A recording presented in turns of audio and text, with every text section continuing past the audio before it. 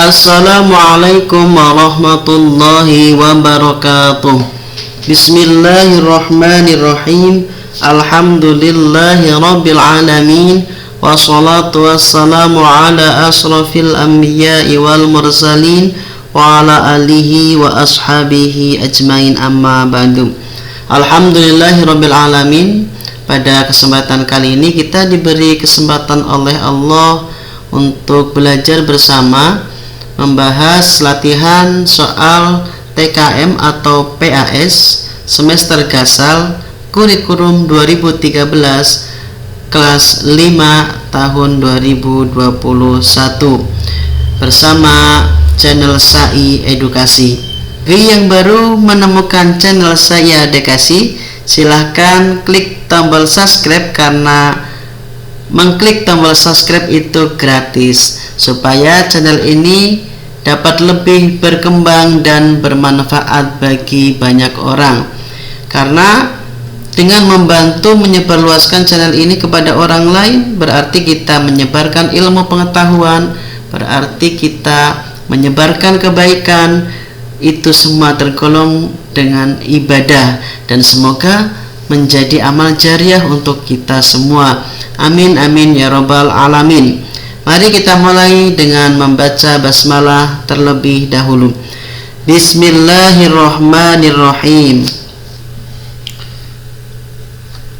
Nomor 1. Al-Quran terdiri dari 114 surat. Salah satunya bernama surat At-Tin. Artinya A. Buah tin, B. Buah zaitun, C. Buah tin, D. Buah delima.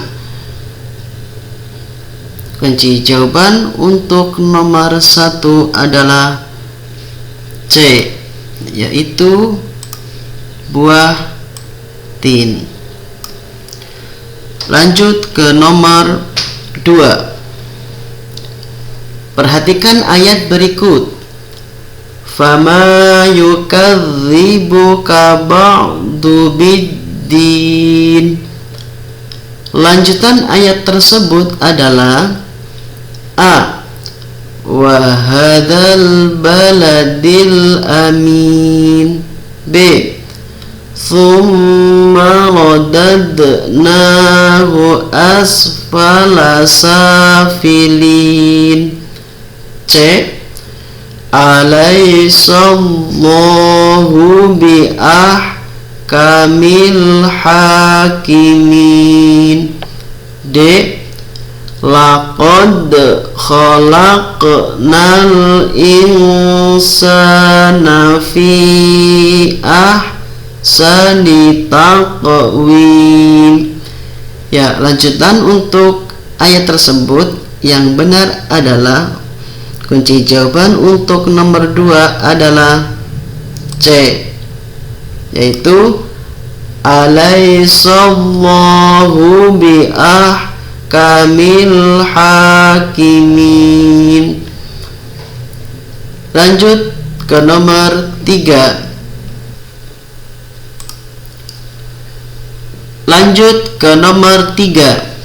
Dalam surat At-Tin, Allah bersumpah dengan menyebut demi negeri yang aman. Yang dimaksud negeri yang aman adalah A. Kota Madinah, B. Kota Baghdad, C. Kota Jeddah, D. Kota Mekah. Jawaban untuk nomor 3 adalah D, yaitu Kota Mekah. Lanjut ke nomor 4. Perhatikan tabel ayat dan arti berikut. Ya, bisa dilihat tabelnya. Di sebelah kiri ada arti, di sebelah kanan ada ayat. Pasangan arti dan ayat yang tepat adalah, kita bahas satu persatu. Demi Bukit Tursina atau Sinai. Arti ini cocok untuk ayat waturisinin, berarti yang A jodohnya dengan nomor 2. Lanjut selanjutnya, sesungguhnya kami telah menciptakan manusia dalam sebaik-baik bentuk. Ya, untuk arti ini cocoknya dengan nomor 4, yang B jodohnya dengan 4. Lanjut, demi kota Mekah ini yang aman. Ini adalah arti dari wahadal baladil amin. Ya, C dengan nomor 3. Demi buah tin dan buah zaitun, berarti yang D ini watini wa zaitun dengan nomor 1. Jadi yang benar 1 dengan D, 1D tidak ada, 2 dengan A. Nah, ini ada 2A, 3 dengan C, 4 dengan B. Ya, sudah ketemu. Berarti jawaban untuk nomor 4 adalah B. 2 dengan A, 3 dengan C, 4 dengan B.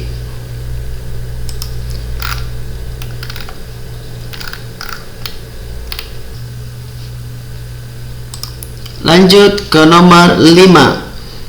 Bukit Sinai adalah tempat Allah memberikan wahyu kepada Nabi Isa alaihissalam, Musa alaihissalam, Ibrahim alaihissalam, Muhammad sallallahu alaihi wasallam. Jawaban untuk nomor 5 adalah B, yaitu Nabi Musa alaihissalam. Lanjut ke nomor 6. Manusia diciptakan Allah subhanahu wa ta'ala dalam bentuk yang paling sempurna. Manusia dikaruniai akal, bentuk fisik, dan kedudukan yang tinggi di antara makhluk Allah lainnya. Namun, kalau manusia tidak mampu mengemban amanah yang begitu besar, derajatnya akan turun ke tingkat yang paling hina. Sikap yang tepat agar manusia tidak ditempatkan ke derajat yang hina sesuai isi surat At-Tin adalah A. Beriman dan beramal soleh, B. Salat kepada Allah dan berkurban, C. Memuji Allah subhanahu wa ta'ala dan mohon ampun, D. Saling menasihati dalam kebenaran dan kesabaran. Ya, jawaban untuk nomor 6 yang cocok dengan kaitannya surat At-Tin yaitu beriman dan beramal soleh, yaitu yang A. Lanjut ke nomor 7. Arti dari ayat yang digarisbawahi berikut adalah watini. Ya, A. Buah tin, B. Buah zaitun, C. Demi buah tin, D. Demi buah zaitun. Ya, jawaban untuk nomor 7 yang tepat adalah demi buah tin, yaitu C. Lanjut ke nomor 8. Berikut adalah isi pokok dari surat At-Tin kecuali A. Allah subhanahu wa ta'ala adalah hakim yang paling adil. B. Manusia diciptakan Allah subhanahu wa ta'ala dalam bentuk sebaik-baik. C. Seseorang yang beriman dan beramal soleh akan mendapatkan pahala. D. Allah subhanahu wa ta'ala bersumpah atas nama buah tin, buah zaitun, dan kota Baghdad. Ya, jawaban untuk nomor 8 yang benar adalah D, karena kecuali berarti D. Di sini tertera ada kota Baghdad. Padahal kalau dalam surat At-Tin di situ demi kota yang aman itu adalah kota Mekah. Kita lanjut ke nomor 9.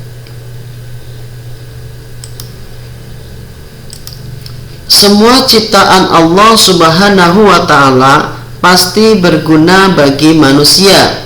Tidak ada yang tidak berguna, termasuk buah zaitun. Sebutkan 2 manfaat buah zaitun bagi manusia. Ya, untuk buah zaitun manfaatnya sangat banyak. Di sini hanya suruh menyebutkan 2 saja, yaitu bisa diambil minyaknya, yang ke-1. Yang kedua, buah zaitun itu juga bisa mencegah penyakit kanker. Yang ketiga, buah zaitun juga bisa memperlancar pencernaan. Yang keempat, buah zaitun juga bisa mencegah penyakit jantung dan lain sebagainya, masih banyak. Ya. Lanjut ke nomor 10. Sebutkan 3 kelebihan manusia dibanding makhluk lain. Ya, manusia makhluk yang paling sempurna. Di sini suruh menyebutkan 3 kelebihan manusia. 1. Manusia diberi akal. 2. Manusia secara jasmani diciptakan paling sempurna. Yang ketiga, manusia juga terdiri dari rohani. Yang keempat, manusia juga diberi hawa nafsu. Ya. Kita lanjut ke nomor 11. Sebutkan 3 contoh perbuatan orang yang beriman kepada Allah sesuai dalam surat At-Tin. Ya. Contoh perbuatan orang yang beriman sangat banyak sekali contohnya. Bisa ketika kita beriman berarti kita rajin berinfak, rajin bersedekah, melaksanakan sholat fardu yang 5 waktu, lebih baik juga dengan berjamaah, menjauhi kemaksiatan, ya bermacam-macam, menjauhi dari dosa atau maksiat, ya. Bisa yang lainnya. Lanjut ke nomor 12. Sebagai seorang muslim, kita harus percaya kepada kitab-kitab Allah Subhanahu wa Ta'ala yang merupakan rukun iman. Kedua, ketiga, keempat, kelima. Jawaban untuk nomor 12 ya adalah B, yaitu ketiga. Lanjut ke nomor 13. Al-Quran adalah kitab yang terakhir diturunkan Allah Subhanahu wa Ta'ala. Fungsi Al-Quran terhadap kitab-kitab terdahulu adalah pencatat, penelaah, pembenar, penyempurna. Kunci jawaban untuk nomor 13 adalah D, yaitu penyempurna bagi kitab sebelumnya. Ya, kitab sebelumnya maksudnya kitab apa saja? Yaitu kitab yang pertama diturunkan Allah adalah kitab Taurat. Ya. Kepada Nabi siapa kitab Taurat? Adalah kepada Nabi Isa. Yang kedua adalah kitab Zabur. Kepada Nabi siapa? Kepada Nabi Daud. Yang ketiga adalah kitab Injil, diturunkan kepada Nabi Isa. Sedangkan Al-Quran adalah yang kitab terakhir, diturunkan kepada Nabi Muhammad sebagai penyempurna kitab sebelumnya. Lanjut ke nomor 14.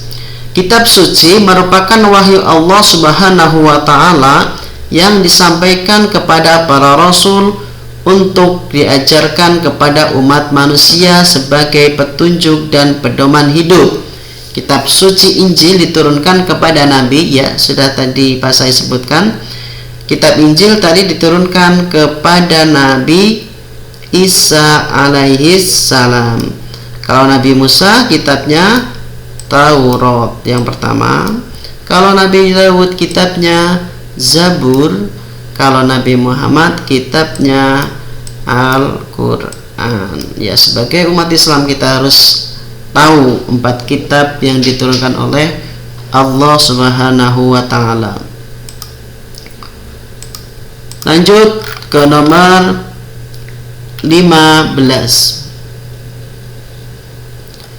Berikut ini adalah perilaku beriman kepada kitab-kitab Allah, kecuali A. Meyakini bahwa kitab suci Allah hanya Al-Quran. B. Meyakini bahwa Allah pernah menurunkan wahyu. C. Melaksanakan hukum-hukum dalam Al-Quran. D. Membenarkan ayat-ayat dalam kitab suci. Jawaban yang tepat untuk nomor 15 adalah A, yaitu meyakini bahwa kitab suci Allah hanya Al-Quran, karena di sini kecuali.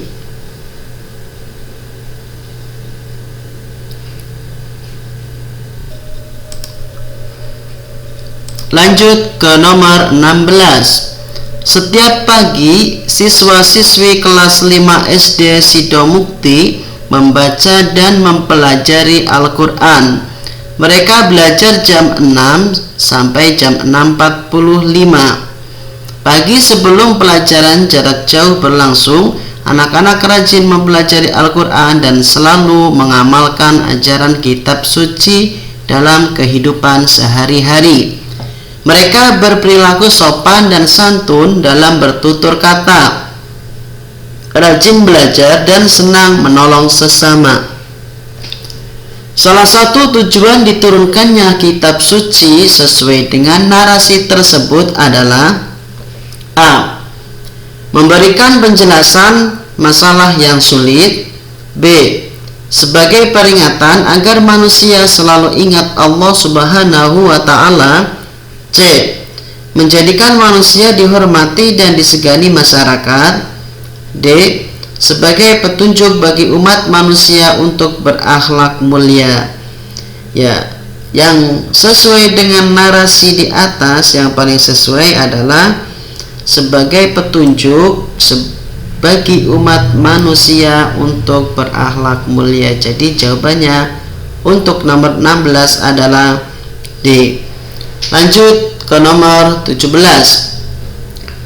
Al-Quran berangsur-angsur diwahyukan melalui malaikat Jibril kepada Nabi Muhammad SAW. Tujuan diturunkannya Al-Quran secara berangsur-angsur agar ayat-ayat Al-Quran mudah dipelajari, dipahami, dan dihafalkan.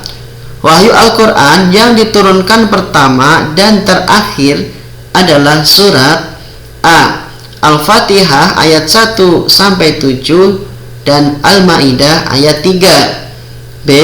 Al-Falaq ayat 1-5 dan Al-Maidah ayat 3. C. Al-Alaq ayat 1-5 dan Al-Maidah ayat 3. D.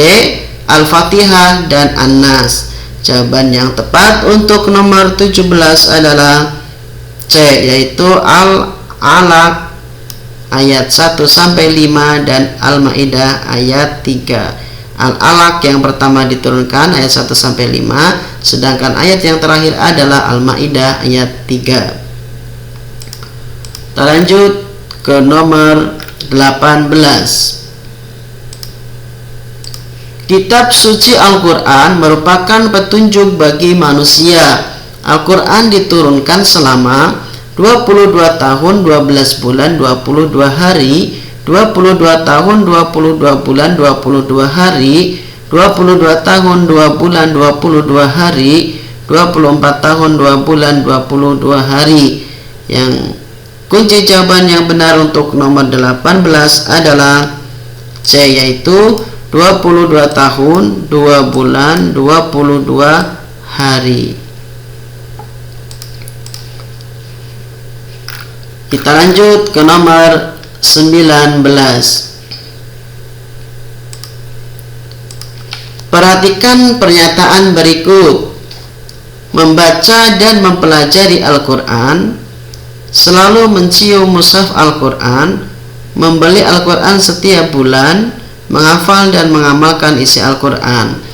Pernyataan di atas yang menunjukkan wujud iman kepada kitab Allah Subhanahu wa Ta'ala ditunjukkan nomor 1 dan 4, 2 dan 3, 1 dan 3, 2 dan 4. Ya.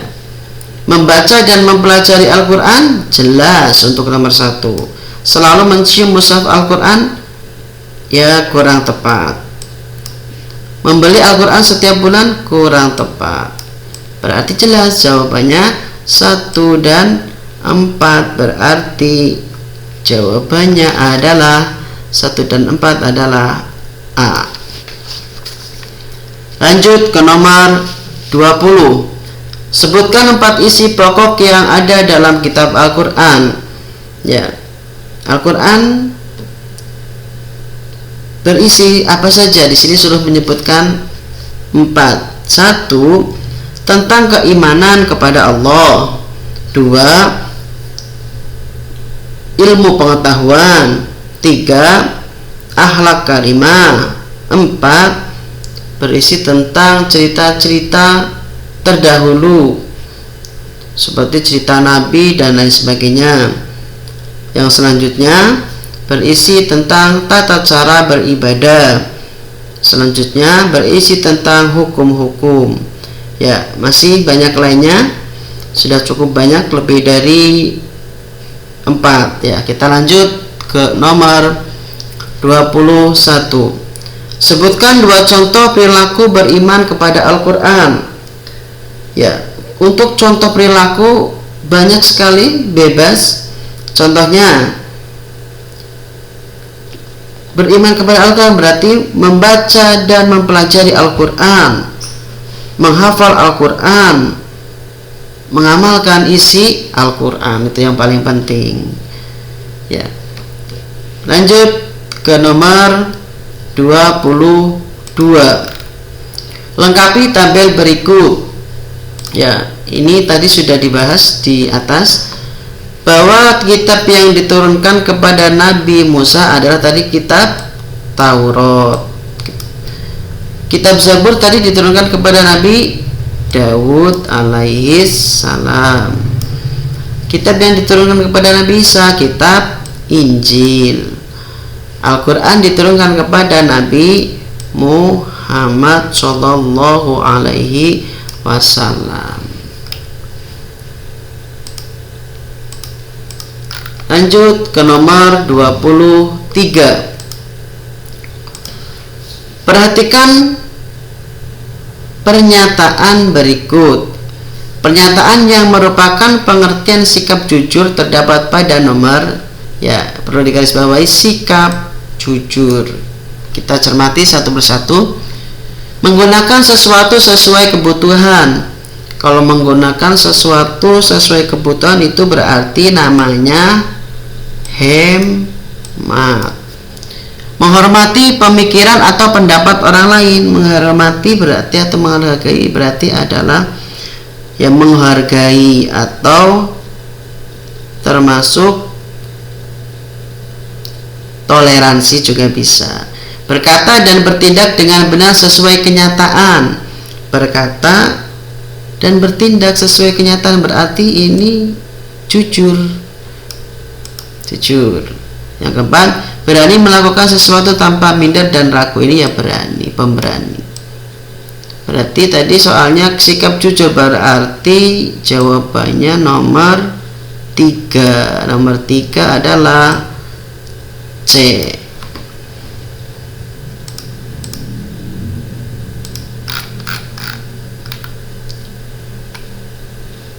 Lanjut ke nomor 24.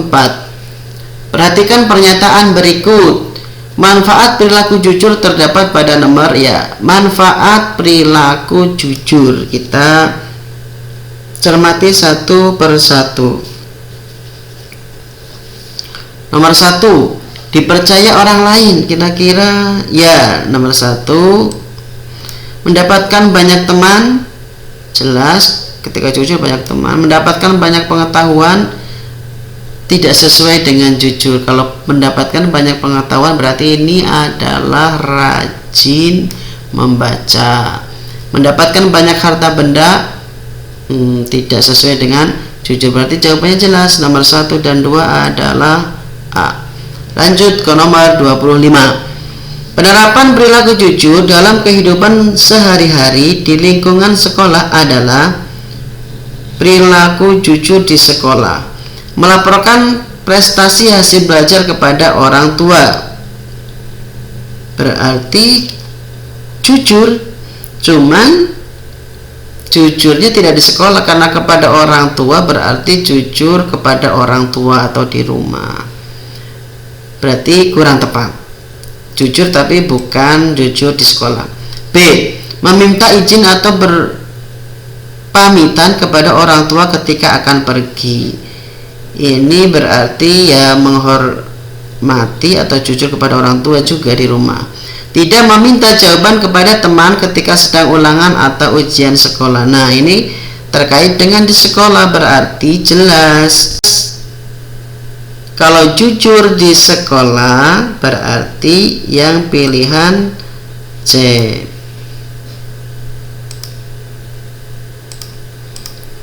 Kita lanjut ke nomor 26. Asma menjatuhkan botol minuman milik Nadia.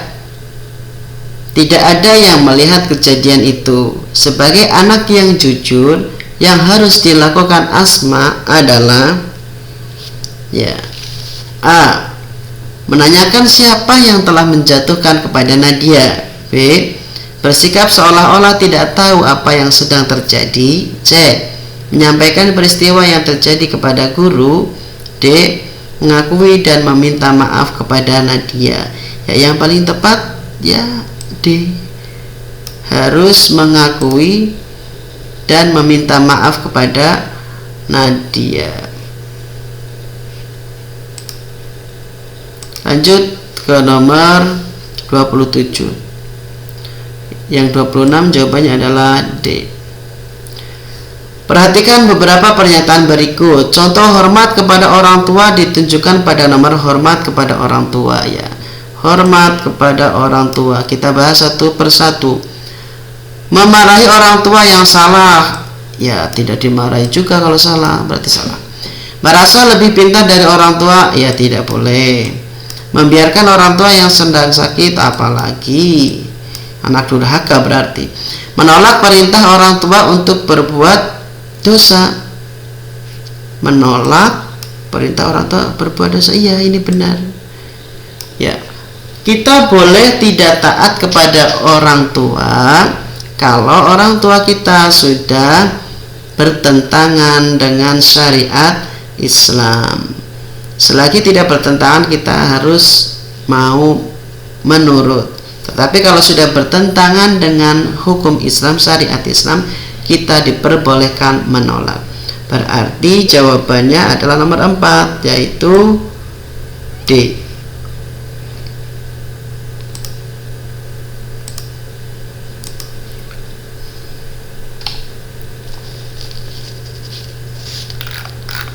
Lanjut ke nomor 28. Ridho Allah Subhanahu wa ta'ala tergantung kepada ridho orang tua. Orang tua telah membesarkan, merawat dan mendidik kita, maka hormati dan sayangilah mereka. Contoh perilaku hormat dan sayang kepada orang tua yang benar adalah hormat dan sayang kepada orang tua. A. Fatimah bersama ayah dan ibunya pergi berlibur ke kampung halaman. B. Ya, kita tunda dulu. Halimah mencium tangan orang tuanya sebelum berangkat ke sekolah. Ya, hormat berarti termasuk. Aminah menyerahkan surat undangan dari sekolah kepada orang tua. Ini namanya kalau menyerahkan surat dari orang kepada orang tua dari sekolah namanya amanah ya. Kalau nomor yang pilihan C itu termasuk amanah. Aisyah menceritakan apa adanya tentang hasil ulangan kepada orang tua. Kalau ini berarti kaitannya dengan sifat jujur. Sedangkan tadi hormat dan sayang berarti benar. Pilihannya adalah B. Jawabannya untuk nomor 28 yang paling tepat adalah B. Lanjut ke nomor 29.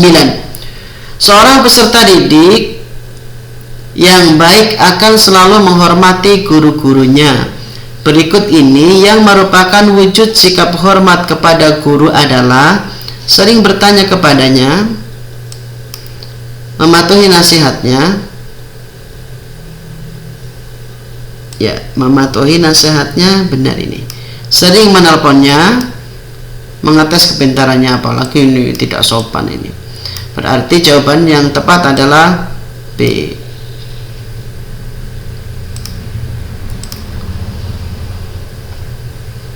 Lanjut ke nomor 30.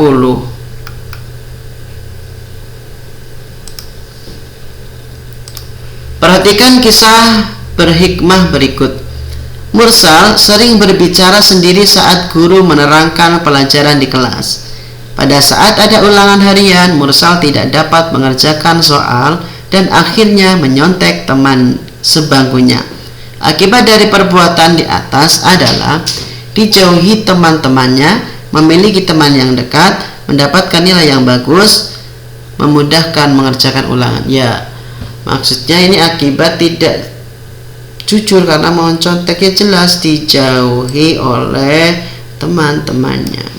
Lanjut ke nomor 31. Anak yang berperilaku jujur akan disukai Allah dan mempunyai banyak teman. Sebutkan 3 contoh perilaku jujur di rumah. Jujur di rumah tadi sudah disinggung. 1. Berkata padanya kepada orang tua. 2. Mengakui kesalahan kepada orang tua.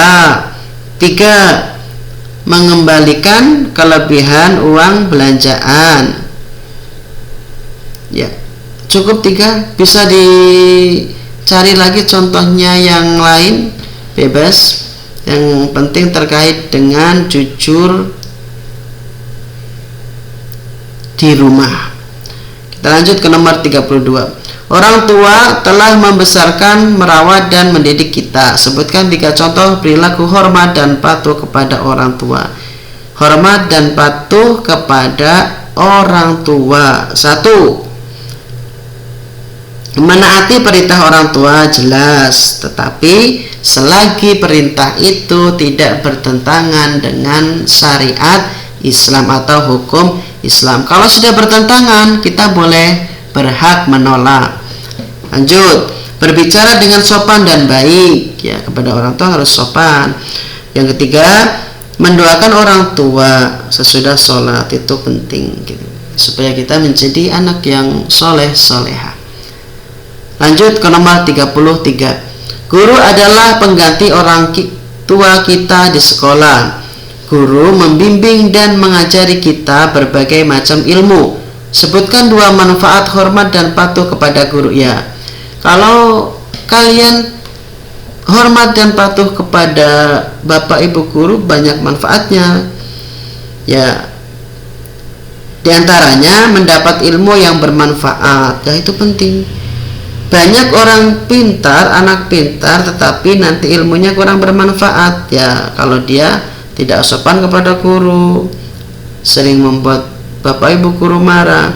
Ya, termasuk di situ mencari manfaat ilmu, manfaat dan berkah itu memang agak susah. Tidak cukup dengan pintar saja. Lanjut, mudah dan menerima pelajaran. Insya Allah kalau kalian menghormati bapak ibu gurumu akan dipermudahkan dalam belajar. Masih banyak lagi contohnya yang lain, bisa dicari di LKS maupun di buku-buku yang lain. Kita lanjut ke nomor selanjutnya.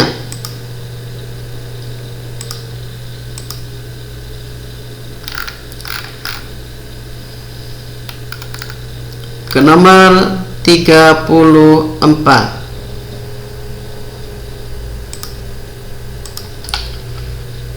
Puasa adalah menahan diri dari makan, minum, dan segala yang membatalkan puasa, mulai dari terbit fajar hingga terbenam matahari. Ya, untuk nomor 34 sepertinya jawabannya sudah jelas, yaitu A. Mulai terbit fajar hingga terbenam matahari.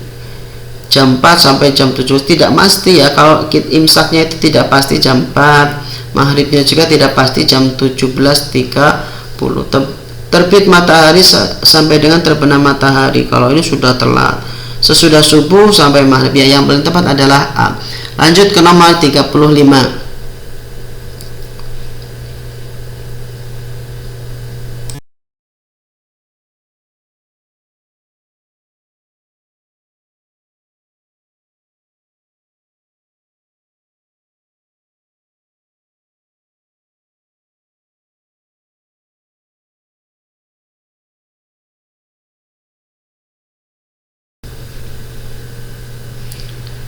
Tujuan ibadah puasa sebagaimana firman Allah Subhanahu wa taala dalam surat Al-Baqarah 183 adalah agar badan sehat dan kuat, agar menjadi orang yang takwa, melangsingkan badan dan berhemat, belajar hidup sederhana.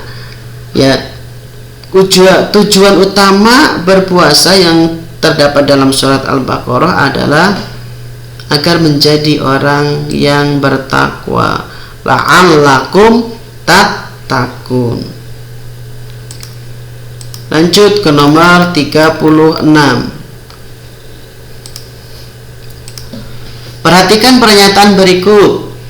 Pernyataan yang termaksud orang yang tidak diwajibkan berpuasa tetapi harus mengganti di hari lain terdapat pada nomor boleh tidak puasa tetapi harus mengganti. Orang gila. Kalau orang gila itu ya tidak wajib selamanya. Namanya orang gila itu tidak wajib. Jangankan puasa, sholat segalanya juga tidak wajib. Orang gila itu terbebas dari hukum. Berarti nomor 1 bukan. Wanita yang sedang haid, ya.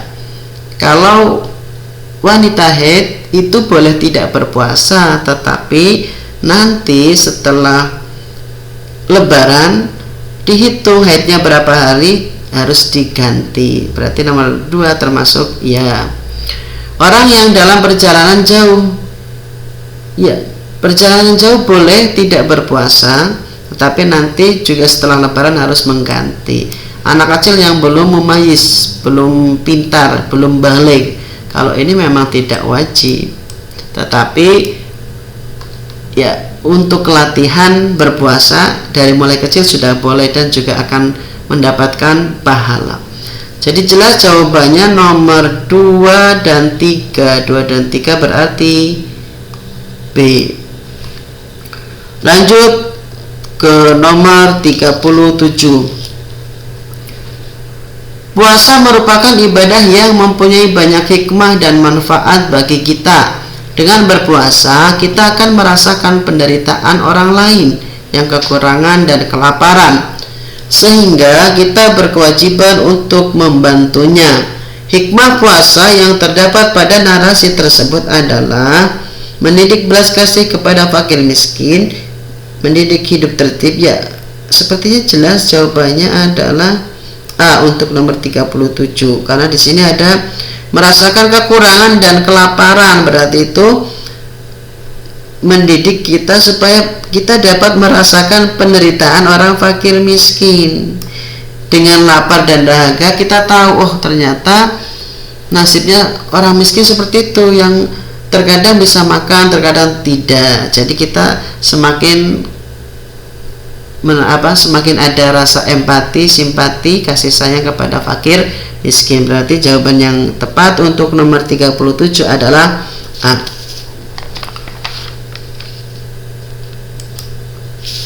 Lanjut ke nomor 38.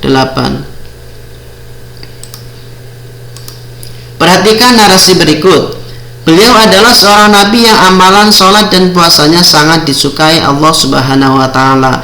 Beliau sehari puasa, sehari tidak. Beliau juga memiliki suara yang sangat merdu dan senantiasa dilantunkan untuk bertasbih dan memuji Allah Subhanahu wa taala. Nabi sesuai narasi tersebut adalah A. Nabi Sulaiman alaihissalam, B. Nabi Ilyas alaihissalam, C. Nabi Ilyas alaihissalam, D. Nabi Daud alaihissalam.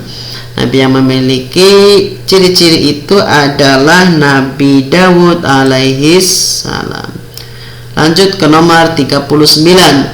Nabi Daud alaihissalam adalah salah seorang nabi dari Bani Israel.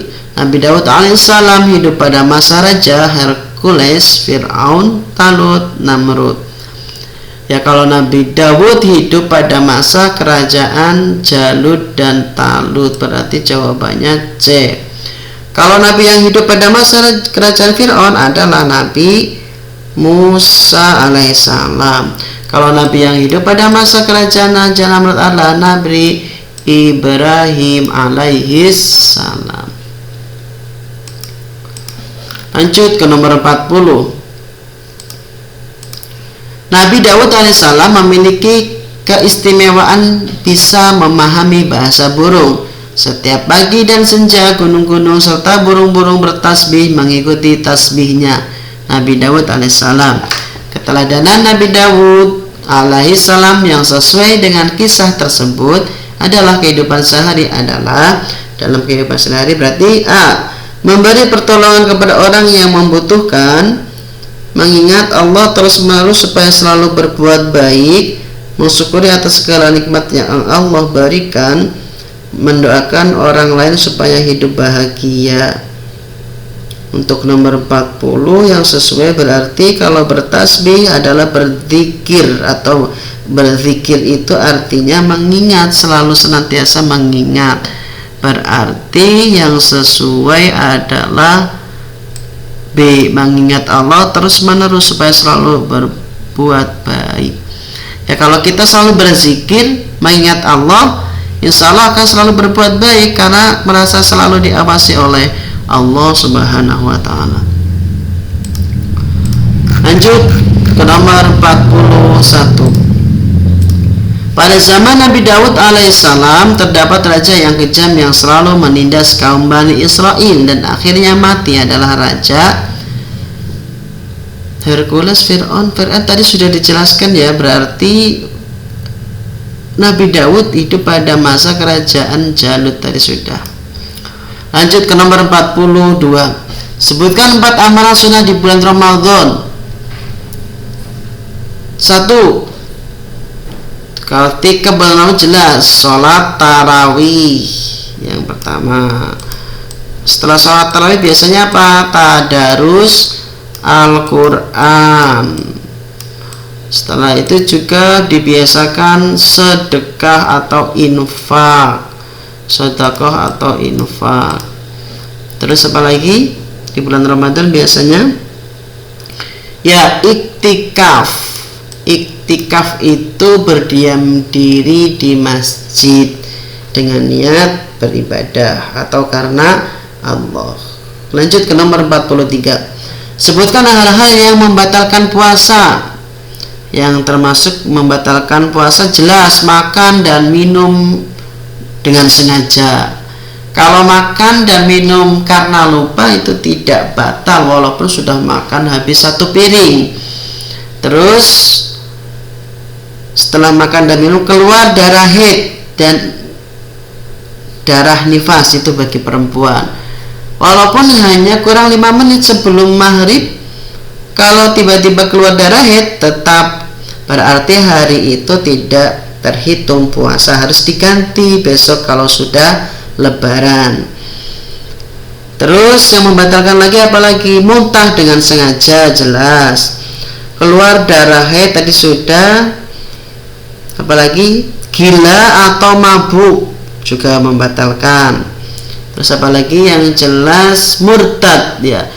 Murtad itu maksudnya keluar dari agama Islam. Ya, kalau udah keluar dari agama Islam otomatis tidak sah. Lanjut ke nomor 44, nomor terakhir. Sebutkan 2 mukjizat Nabi Daud alaihissalam. Tadi sudah. Nabi Daud 1, bisa melunakkan besi. 2, suaranya merdu. Ya, cukup 2, berarti 1 suaranya merdu, 2 bisa melunakkan besi, bisa membuat baju besi.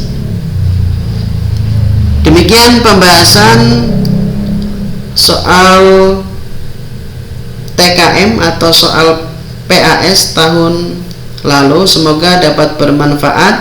Jika memang merasakan ada manfaatnya, silahkan klik tombol subscribe, karena mengklik tombol subscribe itu gratis dan dapat bermanfaat. Nanti tergolong menyebarkan kebaikan, menyebarkan ilmu kepada orang lain, dan semoga dengan